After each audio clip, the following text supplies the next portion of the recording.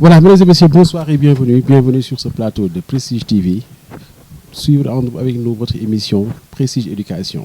Une émission 100% dédiée à l'éducation nationale, à l'école sénégalaise. Et pour ce premier numéro, nous avons le plaisir et l'honneur de recevoir sur ce plateau de Prestige Éducation Monsieur Fall. Monsieur Fall qui est inspecteur de l'éducation et de la formation ici au niveau de Thiès-Ville, mais également qui est secrétaire général de l'IF de Thiès, si je me trompe, mais est aussi ICD de la zone 12. Monsieur Fall, bonsoir. Bonsoir. Ça va, vous allez bien? Je vais très bien, merci. L'honneur de vous retrouver. Merci, plaisir partagé et je vous dis bonne chance pour votre émission. Merci beaucoup. Alors, Monsieur Fall qui est avec nous pour nous parler d'un thème aussi très important qui concerne l'école sénégalaise, les inégalités sociales. Quel défi pour l'école sénégalaise? Et également, comment faire pour que les enfants, les apprenants, aussi bien les parents que les enseignants, puissent trouver le compte afin que l'école soit le rendez-vous du donner et du recevoir, mais également le rendez-vous où les inégalités sociales peuvent être non pas combattues, mais aussi trouver le juste milieu. Alors, Monsieur Fall, qu'est-ce que ça vous inspire quand on parle d'inégalités sociales dans le milieu scolaire? Inégalité sociale dans le milieu scolaire, bon, je serais tenté de vous donner une réponse un peu dialectique, c'est-à-dire considérer un peu que l'école doit être un moyen d'atténuer les inégalités sociales, mais aussi considérer aussi, comme beaucoup ont fait des travaux là-dessus, que l'école, certains le considèrent comme étant un facteur de perpétuation des inégalités sociales, simplement, de manière générale. Mais qu'est-ce que ça vous... quelle est la relation qu'il y a entre les deux? Oui, la relation, comme je l'ai dit, c'est que beaucoup de chercheurs dans leurs travaux ont essayé d'expliquer qu'en fait, l'école, en principe, devait permettre aux classes défavorisées d'avoir les mêmes chances de réussite à l'école que les classes favorisées, mais qu'en fait, l'école actuellement, elle est orientée de telle sorte que ceux qui appartiennent aux classes sociales favorisées ont toujours une marge d'avance qui fait que parfois ce n'est plus très démocratique, il y a forcément un handicap, en tout cas que c'est un peu biaisé dès le début. Justement dans ce même sillage, est-ce qu'il y a déjà un lien entre l'inégalité sociale et l'inégalité scolaire? Oui, de manière générale, beaucoup ont considéré que ce lien existe. Ce lien existe parce que d'une certaine manière, on s'est rendu compte que dès le début à l'école, et on a réussi à documenter que dès la fin de l'élémentaire, on se rend compte par exemple que les élèves qui viennent des couches défavorisées partent avec un handicap, que ce soit au niveau du langage, que ce soit au niveau de l'écriture, que ce soit au niveau du calcul, que ce soit même au niveau du comportement de manière générale, qu'ils partent toujours avec un petit déficit. Et même au Sénégal, on a eu à mener des études au niveau du préscolaire pour se rendre compte que des élèves qui ont la chance de boucler un cycle préscolaire complet ont une certaine marge d'avance sur les autres élèves qui sont les plus nombreux, mais qui débarquent à l'école directement au niveau du CI. Oui. Sans passer par le préscolaire. Vous avez parlé de la lecture tout à l'heure, vous avez parlé de l'écriture, vous avez parlé d'une certaine avance par rapport entre les enfants qui ont suivi le cycle scolaire et d'autres qui sont venus directement à l'école. Est-ce à dire que ça fait partie c'est une des facteurs qui favorise ou bien qui fortifie cette inégalité? Oui, en tout cas, je pense que le constat, on ne peut pas l'occulter. C'est un constat qui est là. Peut-être le seul point qui est un peu positif, c'est de se dire quand même que ce handicap, il est possible de le résorber. Il est possible pour un enfant de venir d'atteindre puis de dépasser les enfants qui sont issus d'autres classes sociales. Et c'est ça véritablement qui fait le charme de l'école et qui fait aussi l'aspect démocratique de l'école. Alors, donc cette influence, cette origine, j'allais dire, bon, dans quelle mesure l'origine sociale influence la réussite scolaire? Écoutez, aujourd'hui, on peut prendre beaucoup d'exemples. Par exemple, on peut prendre l'exemple du coût. Comme on le dit, l'éducation comme la santé, on peut dire qu'elle n'a pas de prix, mais elle a forcément un coût. Donc ce coût, il est à supporter par les parents. Mais est-ce que les parents ont véritablement ce coût? C'est la première question. C'est-à-dire que un parent qui a les moyens de payer une école privée de prestige à son élève, un parent qui aussi, même au niveau du public, a les moyens d'acheter tous les manuels, d'acheter tout le matériel nécessaire, de payer pour un répétiteur, etc., etc. Le coût qu'il met est toujours supérieur à celui que met peut-être un parent qui n'a pas ces moyens-là. Ça, c'est l'aspect lié au coût. Maintenant, on peut aussi prendre d'autres objets qui ont été étudiés. Moi, je peux prendre rapidement deux exemples. Le premier exemple, c'est l'exemple de la distance entre l'école et le foyer scolaire, par exemple. C'est-à-dire qu'un élève qui habite à moins de 500 mètres de son école, ou un élève qui va à l'école en voiture ou en bus, si on le compare à un élève peut-être qui marche 3 km, 2 km 500, qui prend les transports en commun, qui met 45 minutes pour faire l'aller, le retour et qui le fait 4 fois par semaine, 4 fois par jour, on se rend compte que quelque part il y a forcément un impact qui est négatif. Et cet impact-là, encore une fois, il est lié à l'inégalité sociale. Le dernier point qu'on peut prendre en exemple aussi, ça peut être simplement celui qui est lié à l'alimentation du point de vue général. Aujourd'hui, on s'est rendu compte que les élèves qui ont, par exemple, je donne un exemple, une carence en fer ou bien une carence au magnésium, on voit que le magnésium joue un rôle dans la concentration de l'élève. L'élève qui est mal nourri, l'élève qui est sous-alimenté, ne va peut-être pas avoir les capacités intellectuelles à la fois de se concentrer en classe et de suivre les apprentissages, mais n'aura peut-être pas aussi cette capacité-là de pouvoir à la maison se reposer, relire ses leçons, refaire ses exercices, etc., etc. Et on voit donc qu'il y a plusieurs facteurs qui concourent à montrer qu'en fait, les inégalités sociales se répercutent à l'école sous forme d'inégalités scolaires. Alors, pour rebondir un peu sur le dernier exemple que vous avez donné, est-ce qu'il n'y a pas lié à ce niveau-là de peut-être revoir la politique des cantines scolaires? Effectivement, parce que je pense que c'est ce qui était à l'origine de cette politique des cantines scolaires. C'est vrai que les cantines, elles ont malheureusement, en tout cas il y en a de moins en moins, mais ça voudra dire aussi qu'on peut entre-temps aussi mener d'autres activités peut-être qui sont menées dans le terrain en termes de supplémentation, en termes de dotation en fer ou en magnésium, etc. En tout cas, on essaie de voir dans quelle mesure il est possible d'atténuer ce phénomène. Alors, à l'état actuel des choses et partant des travaux que vous avez eu à faire, est-ce qu'on peut dire que l'école joue toujours son rôle d'ascenseur social? Paradoxalement, je dirais quand même oui. Je dirais que l'école joue toujours ce rôle d'ascenseur social. D'abord parce qu'il y a toujours des exemples d'hommes et de femmes qui sont issus de couches défavorisées, qui ont étudié dans des conditions très difficiles, mais qui ont malgré tout réussi à gravir tous les échelons de la hiérarchie sociale. Aujourd'hui, même au Sénégal, on pourra parler du président, du premier ministre, d'un certain nombre de ministres qui quand même faisaient partie de couches moyennes, pour ne pas dire de couches faibles de la société, mais à qui l'école a permis de pouvoir gravir tous les échelons. Maintenant, est-ce que ce n'est pas de plus en plus difficile avec le coût maintenant de l'éducation, avec aussi la diversité de l'offre qui fait que parfois les meilleures offres sont les plus coûteuses et que peut-être ceux qui sont dans les couches défavorisées n'ont accès qu'aux offres moindres ou médiocres, entre guillemets. Effectivement, cela voudra dire quelque part que c'est à l'État et c'est à nous-mêmes de faire en sorte que cette démocratisation puisse toujours exister. Alors, vous avez parlé tout à l'heure de l'État et en son sein même le président de la République qui depuis un certain temps, depuis Macky Sall peut-être, on voit de plus en plus les décideurs, nos politiques qui viennent, qui atteignent un certain niveau social, qui viennent de l'école publique. Alors, une fois dans ces sphères de décision, est-ce qu'ils tiennent réellement compte de ces divergences sociales? Oui, moi je pense qu'on a vu développer depuis quelques années des initiatives qui montrent cela. Parce qu'on a vu par exemple depuis quelques années certains ministres, ou en tout cas certains pouvoirs ont essayé de remettre en avant les internats.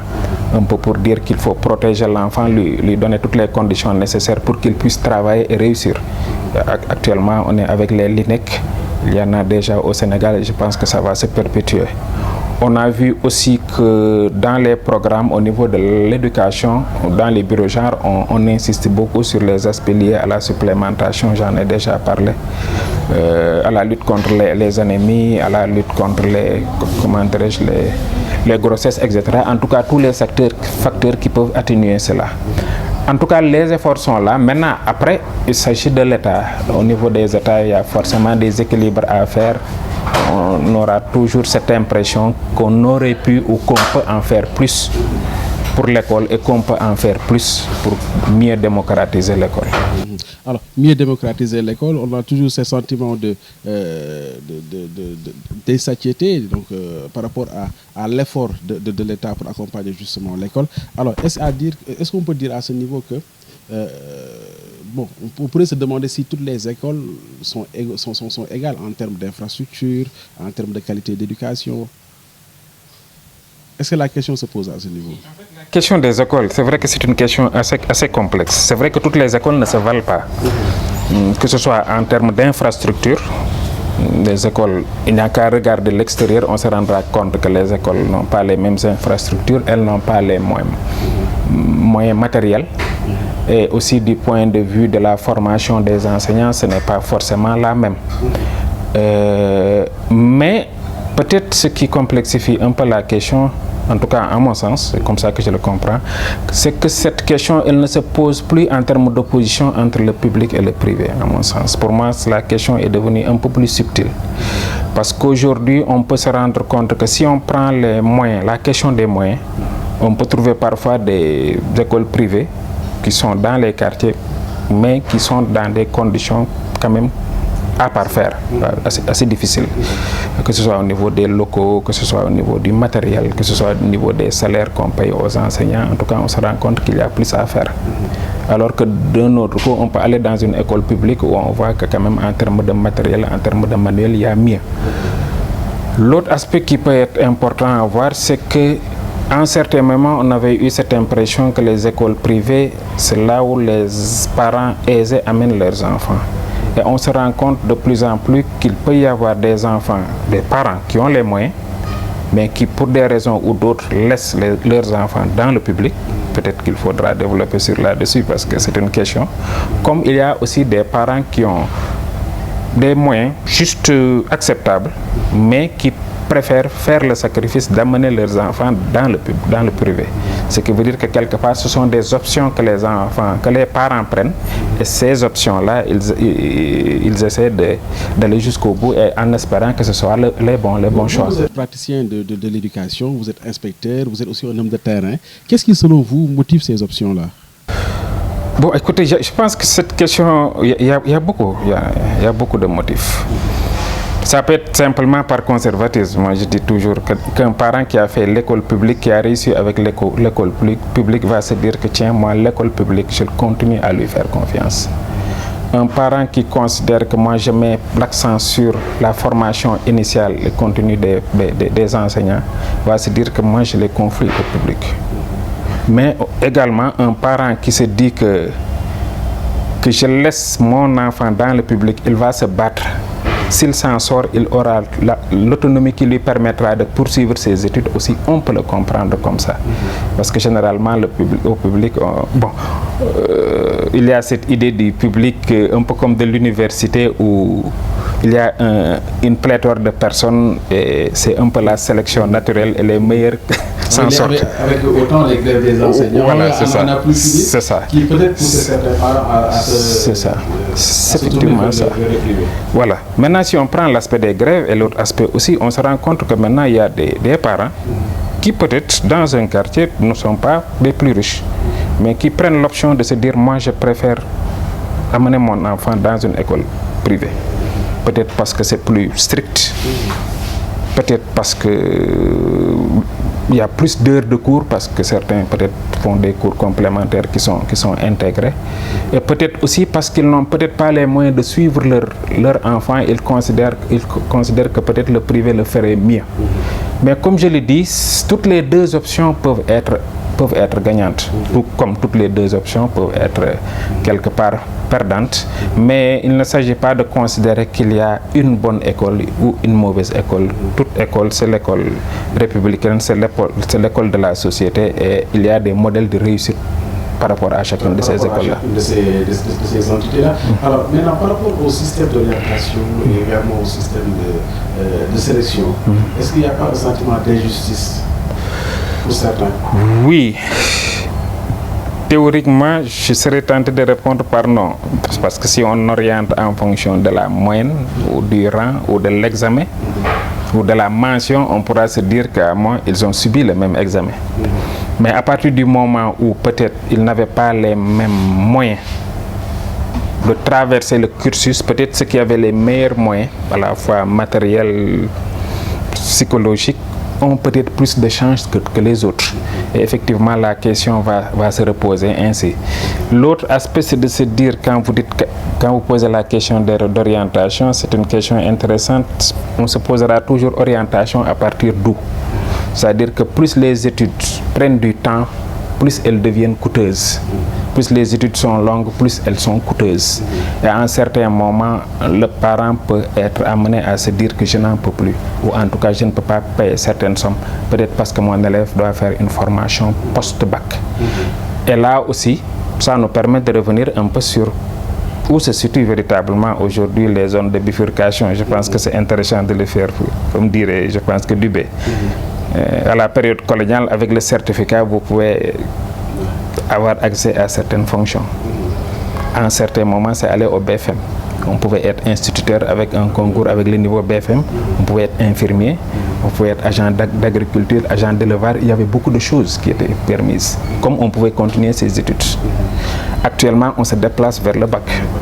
Les filles, crème, c'est niveau bac.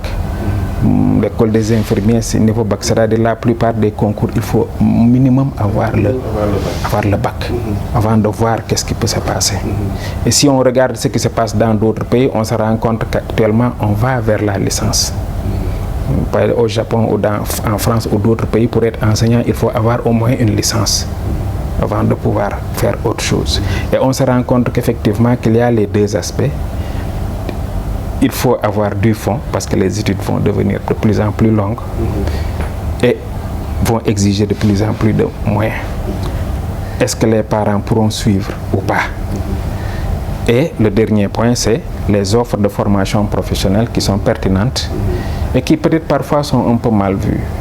Parfois, on voit qu'il y a des besoins sur le terrain, qu'un élève qui, à partir du BFM, va faire une bonne formation de plomberie, d'électricien, de mécanique, etc., peut s'en sortir dans les industries, peut s'en sortir à titre personnel, alors que peut-être s'il continue ses études comme ça, à l'aveuglette, il peut perdre des années à l'université et après se retrouver avec un master et ne pouvoir rien faire.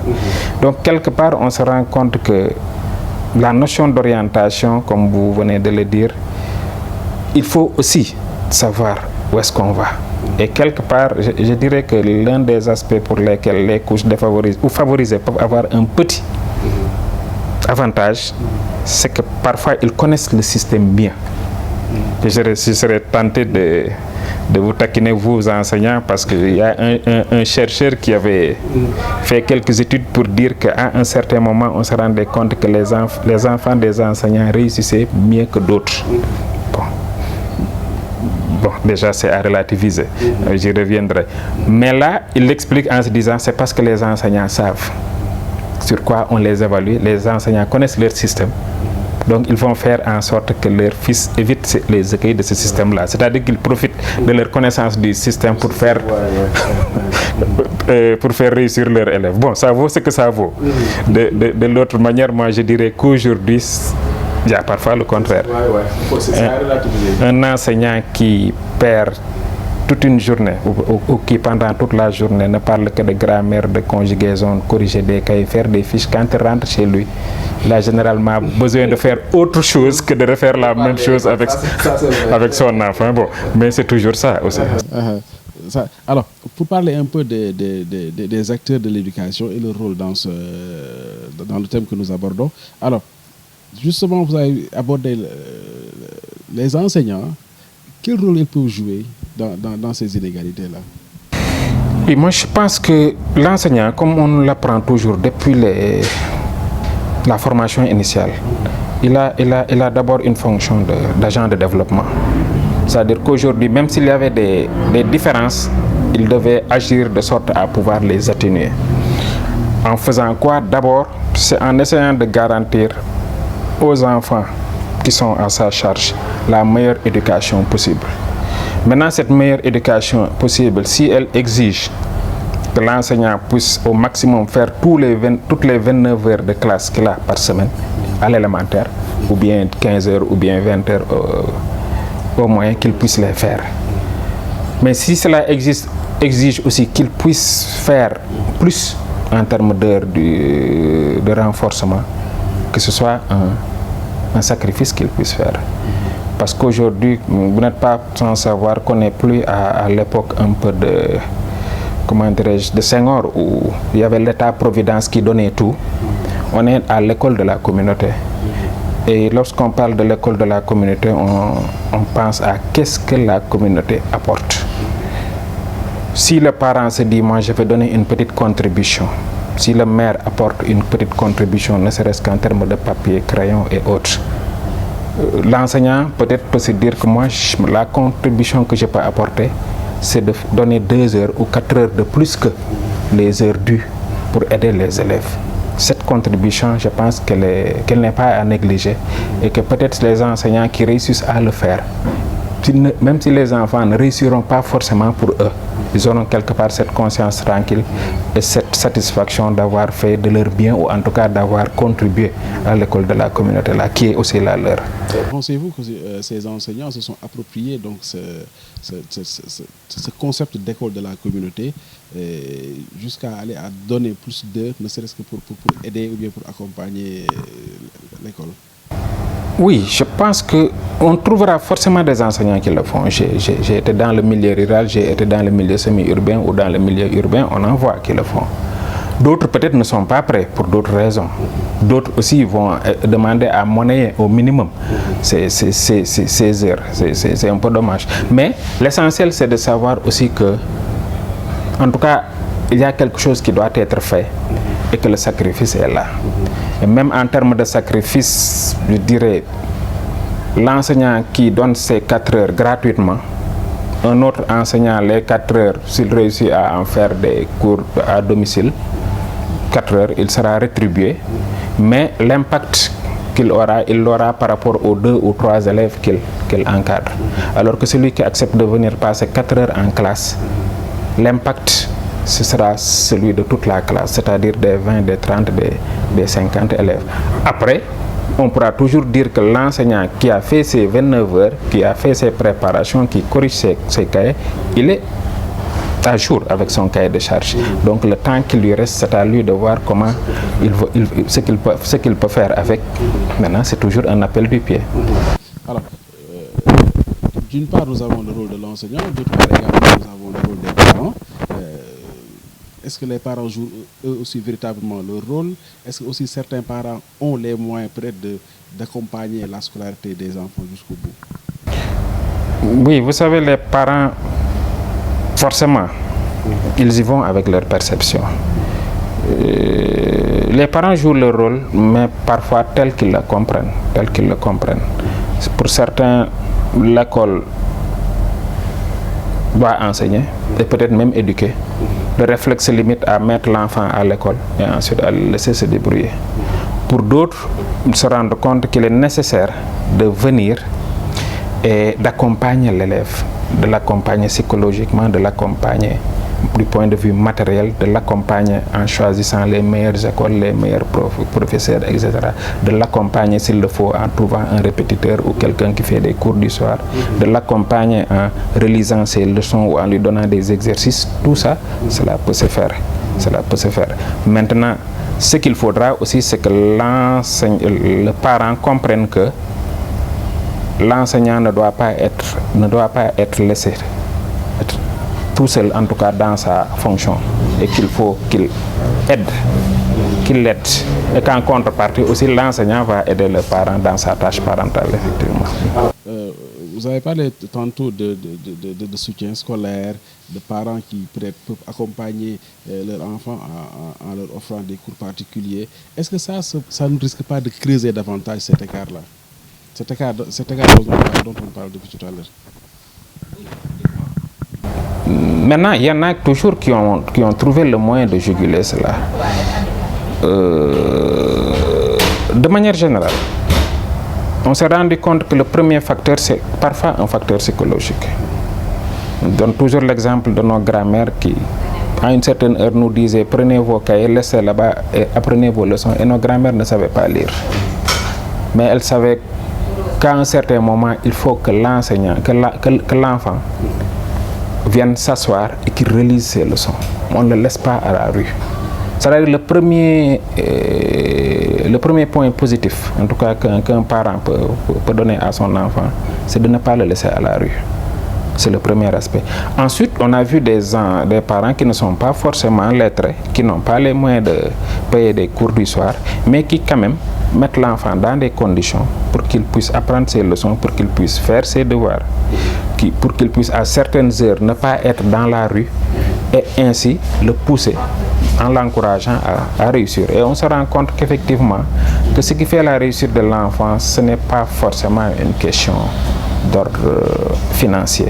Parce qu'on en voit aussi des parents qui investissent des sommes énormes sur leurs enfants, qui parfois, parce qu'ils ont eu une éducation ratée quelque part, vont finir par sortir piteusement du système.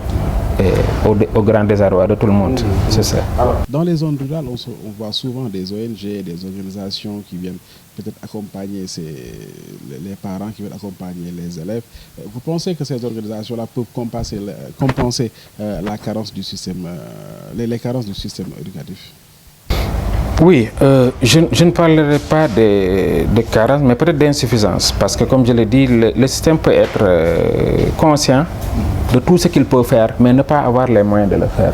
Et dans ce cas, toute société, toute organisation qui peut venir apporter un plus, forcément sera accueillie à bras ouverts. Dans certaines zones, on voit des organisations qui agissent sur le domaine de la santé ou de la nutrition. On a donné un peu l'exemple. D'autres vont venir et vont organiser l'équipe pédagogique pour faire des cours de renforcement. C'est important. D'autres vont mener des activités de formation continue avec l'inspection ou en tout cas avec les structures, ne serait-ce que pour mieux former les enseignants, etc., etc. D'autres seront dans la promotion de l'éducation des filles ou bien dans la promotion de l'excellence. Et on voit que forcément ce sont de bonnes choses. Là où peut-être il faudra mettre l'accent, c'est que ces problématiques-là ne sont pas des problématiques aujourd'hui liées seulement au monde rural. C'est-à-dire qu'aujourd'hui, dans le monde urbain, nous avons des quartiers qui sont défavorisés. Nous avons des populations qui sont paupérisées et nous avons aussi des parents qui n'ont pas le temps de s'occuper de leurs enfants parce qu'ils sont trop occupés à trouver leur pitance. Et qu'à ce titre aussi, ces organisations, le rôle qu'elles jouent dans le milieu rural, elles peuvent jouer, ou en tout cas elles doivent jouer le même rôle en milieu urbain. Alors, par rapport à ça, il y a certainement des solutions. Oui, moi je pense que les solutions, c'est d'abord d'ouvrir l'école à tout le monde. Parce que ça aussi, c'est le premier aspect. Maintenant, après, notre discours parfois en tant qu'inspecteur, c'est d'adapter nos prises de parole à nos interlocuteurs. Un peu pour faire en sorte que chacun mesure l'importance qu'il a. C'est-à-dire qu'aujourd'hui, il y a ce que certains chercheurs ont appelé l'effet enseignant. C'est-à-dire l'enseignant en tant que tel, de par sa posture, de par son sérieux, de par son travail, peut faire que le même salaire, officier dans le même milieu, mais le fait que cet enseignant soit plus investi que celui-là, que notre, peut faire que ses élèves réussissent ou pas. Déjà, c'est un aspect. Donc, il faut forcément y avoir un effet directeur. La manière dont une école est managée peut influer positivement ou négativement sur ce. On a vu des écoles qui étaient sur une bonne lancée avec un changement de direction. Au bout de quelques années, c'est le contraire. Et des écoles qui étaient sur une mauvaise lancée au bout de quelques années. voilà, les résultats deviennent bons. Au bout toujours de quelques années, c'est ce qu'on appelle un peu la rémanence, parce que quand une école a de bons résultats, même si le coaching devient mauvais, pendant quelques années, elle va continuer à avoir de bons résultats avant de chuter. C'est un peu la rémanence dont je parle. Mais l'essentiel, c'était ça. Donc il y a un rôle à jouer par les directeurs. Maintenant, pour d'autres aspects liés aux directeurs et au CGE, c'est de faire en sorte, comme je l'ai dit tout à l'heure, que l'école soit une école de la communauté. Nous ne sommes plus à l'époque où c'était un peu l'école coloniale, où c'est le colon, où c'est l'administration qui donne tous les moyens de l'État à l'école, et où le directeur est un peu le maître et qu'il officie de son piédestal. Nous sommes dans une société où les ressources de l'école sont insuffisantes, ou en tout cas celles octroyées par l'État sont insuffisantes. L'État peut vous garantir les salles de classe, les salaires des enseignants, le petit matériel, etc. Mais parfois, il s'en tient là. Que faut-il faire? Il faudra aller vers tout ce qu'ils peuvent investir dans l'école. Mais là, il va falloir aussi que le directeur puisse savoir qu'avec son CGE, il faut qu'il travaille en collaboration, qu'il y ait une certaine transparence et qu'il puisse aussi avoir cette, cette légèreté, enfin c'est peut-être pas le mot que je cherche, bon, en tout cas qu'il ne puisse pas avoir porter ce chapeau trop lourd de directeur pour dire que je reste à ma place, je ne commande rien, mais qu'il puisse aller vers les partenaires, qu'ils soient politiques, qu'ils soient religieux, qu'ils soient des commerçants, que ce soit des anciens élèves, que ce soit les ASC, pour qu'on puisse réunir des moyens autour de l'école. Et c'est seulement à ce titre-là qu'on pourra faire en sorte que toutes les difficultés, ou en tout cas certaines difficultés de l'école, puissent être résorbées. Et on a vu dans des écoles la communauté s'engager de sorte que les élèves défavorisés ont tout ce qu'il leur faut, comme les autres élèves. Que l'école a tout ce qu'il lui faut pour la reprographie, pour les essais, pour les tables bancs, pour la réparation des toilettes et où. Mais cela s'est fait tout simplement parce qu'il y a une synergie entre la population et l'école. Alors, ces inégalités sociales qui se font de plus en plus marquantes, quel est l'avenir justement de l'école sénégalaise face à ça? Bon, moi je resterai quand même toujours optimiste. Je resterai, comme je l'ai dit, toujours optimiste. À partir du moment où on a fait un peu de l'archéologie, on ne peut pas dire que ceux qui nous dirigent ont été le fils de ceux qui nous dirigeaient, ni les arrière-petits-fils de ceux qui nous dirigeaient pendant la période coloniale. Ce qui veut dire quelque part que l'école reste toujours dans une certaine mesure démocratique. C'est-à-dire que les efforts peuvent être rétribués. L'engagement peut être rétribué. Un élève qui est intelligent, qui travaille avec sérieux, peut réussir, quelle que soit son origine sociale. Maintenant, ça peut être un peu plus difficile. Mais tant qu'il y aura des exemples pour illustrer cela, ça montrera aux élèves qu'ils peuvent faire plus et qu'ils pourront réussir. En tout cas, c'est comme ça que je perçois les choses. Maintenant, après, effectivement, avec le développement des offres qui parfois peuvent être très bonnes, mais peuvent être très onéreuses, on a cette impression que les bonnes écoles sont hors de prix. Et qu'à ce titre, on aura toujours cette impression que aussi les élèves de ces écoles ne peuvent provenir que de la haute administration ou bien de la bourgeoisie, comme on dirait au temps de Zola. C'est bien dommage, mais tant qu'il y aura encore une fois des gens qui réussissent à passer les différentes étapes, on aura toujours des lueurs d'espoir. Alors, l'espoir est toujours permis, hein, comme vous venez de le dire. Alors, mais pour le moment, quel pays peut inspirer le Sénégal, ou bien quel modèle éducatif peut inspirer le Sénégal? Oui, enfin, les modèles peuvent être divers. C'est intéressant votre question. Bon, après, il y a eu des choix. Par exemple, si on prend l'exemple des mathématiques, le Sénégal s'est beaucoup appuyé sur le Japon, surtout avec la coopération avec la JICA, avec le programme PAM. Avant le PAM, c'était le PREMS, parce qu'on s'est rendu compte que dans les évaluations internationales, le Japon s'en tirait assez bien, en tout cas très bien généralement pour ce qui est des mathématiques.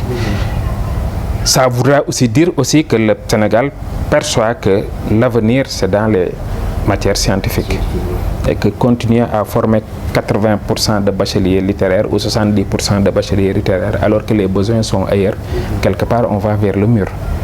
Donc ça déjà c'est un aspect.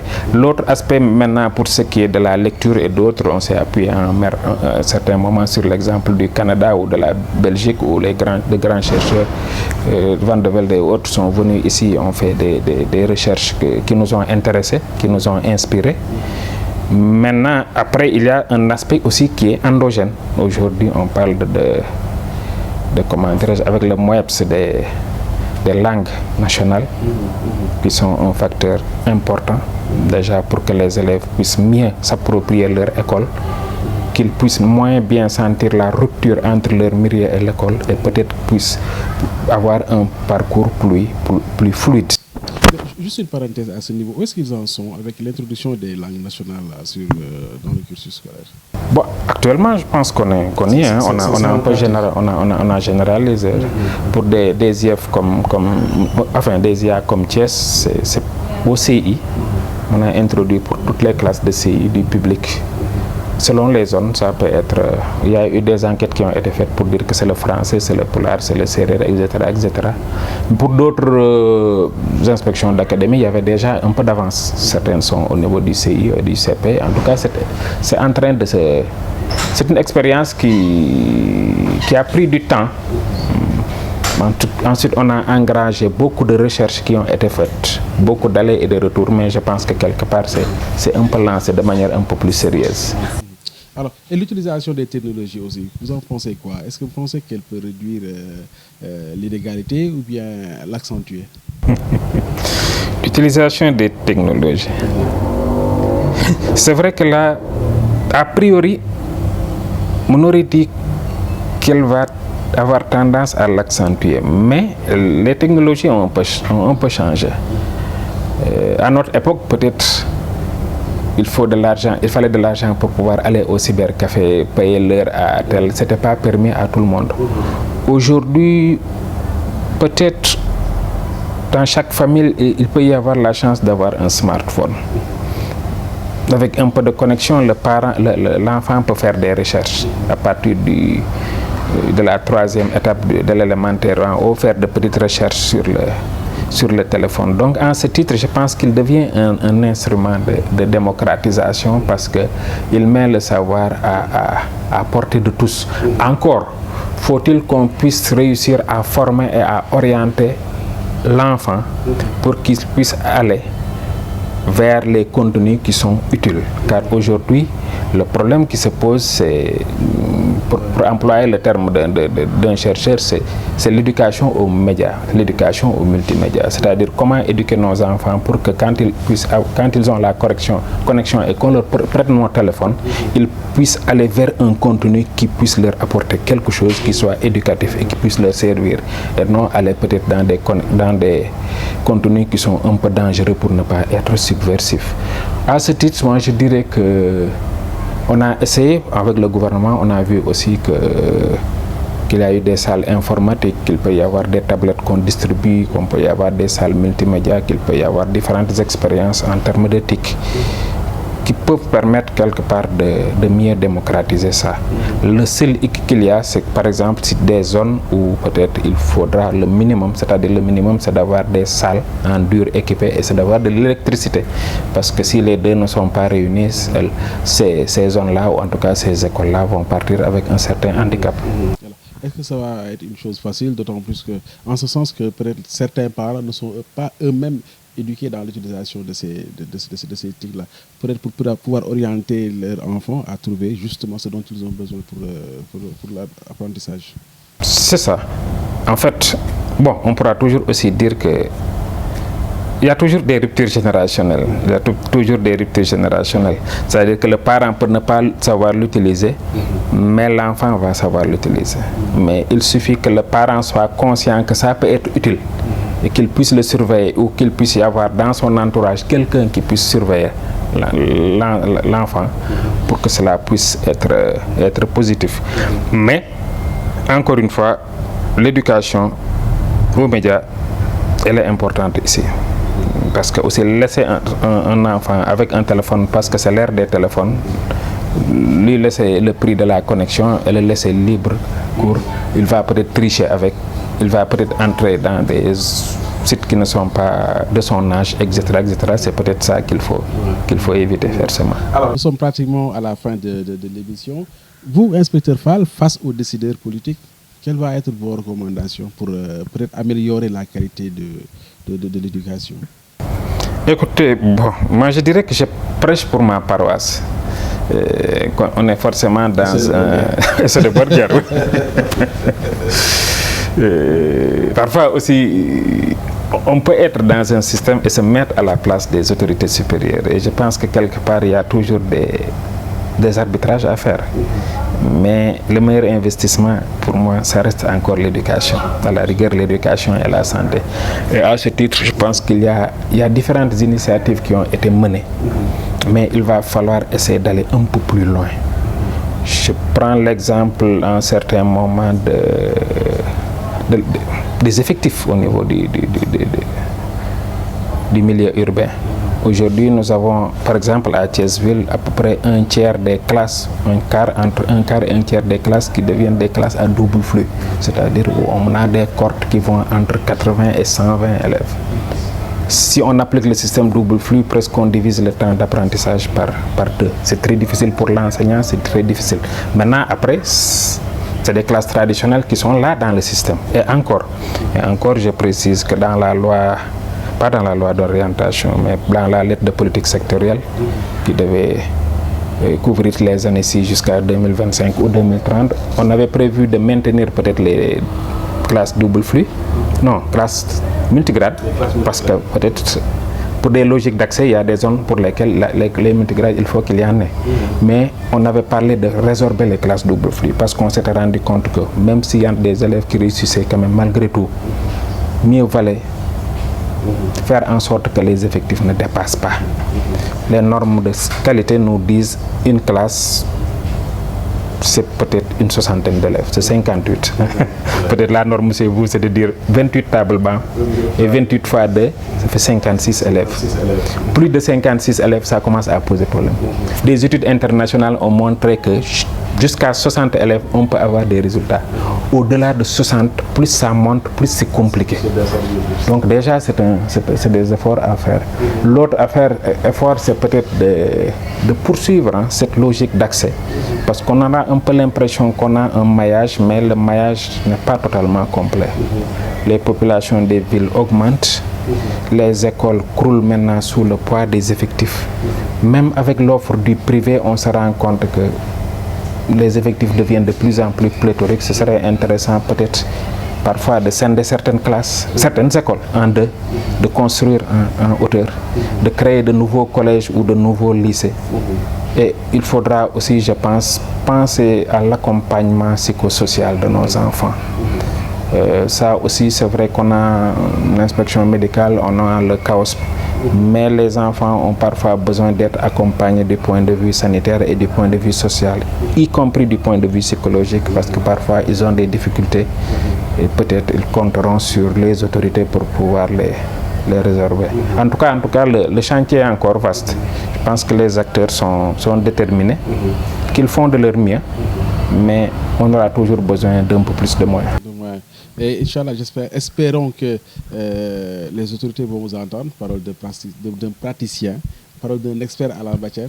Monsieur Fall, ça a été un plaisir de vous recevoir ce soir. Plaisir partagé, M. Faye. Vous m'avez dit que vous lancez une série d'émissions sur l'éducation. Je vous souhaite bonne chance. En tout cas, il y a beaucoup de choses à dire et ce sera un plaisir de revenir pour une autre fois. Vous avoir à nouveau. Pourquoi pas ouais, vous savez que j'ai fouillé les micros et les caméras. Je pense que vous le savez. Mais c'est vrai que bon, c'est difficile de vous dire non. Mais je serai toujours à votre disponibilité chaque nécessaire, Inch'Allah. Voilà. En tout cas, merci beaucoup, M. Fall, et à vous pareillement. Voilà, merci beaucoup, mesdames et messieurs. C'était donc l'éducation et les inégalités sociales quel avenir pour l'école sénégalaise. Et je rappelle que nous étions en compagnie de M. Fall, qui est inspecteur de l'éducation et de la formation ici à Thiès-Ville, également secrétaire général au niveau de l'IEF de Thiès-Ville. On se donne rendez-vous très bientôt, Inch'Allah, pour un autre numéro de Prestige Éducation. Merci beaucoup à Moussa Baye qui était avec nous du côté de la caméra et de la réalisation de cette émission. Merci également à Seynabou qui était de l'autre côté. Merci à Elage et à Daouda qui étaient à la coordination de cette émission. Merci à vous, chers téléspectateurs de Prestige TV. Rendez-vous très bientôt, Inch'Allah, pour un autre numéro.